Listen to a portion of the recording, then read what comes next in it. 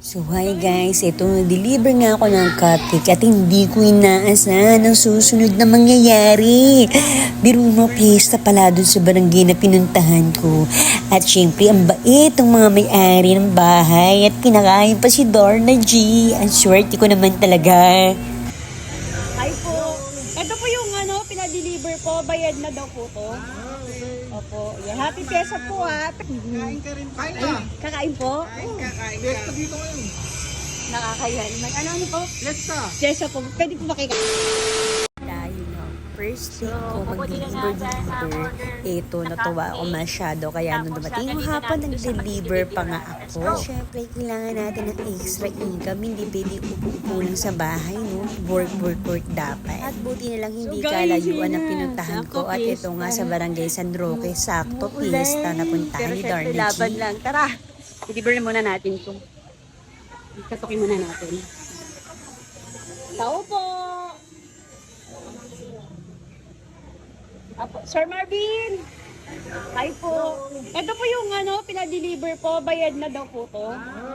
Opo. Yan. Happy Pesa po ha. Pwede po makiinom. Kain ka rin. Kain ka. Kakain po? Kain ka. Fiesta dito ngayon.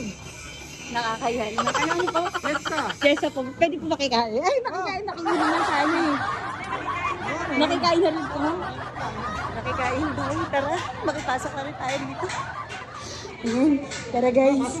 Salamat po ay. Pinapasok tayo. Umuulan kasi sa labas eh.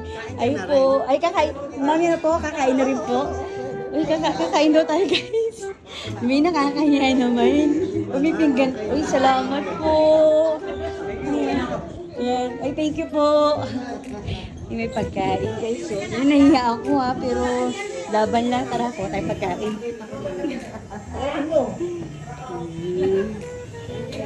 Nag-deliver ka lang, may pagkain ko.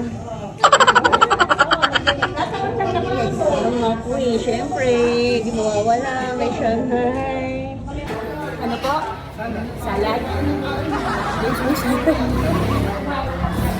Salad, kain na naman. Kain.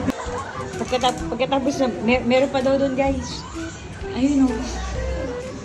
Guys, tayo ang una kakain.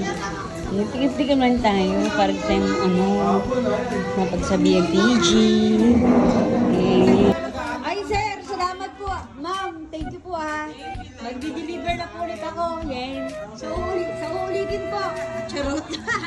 Thank you po. Uwi na ako ng bahay. Sure ko. At least before.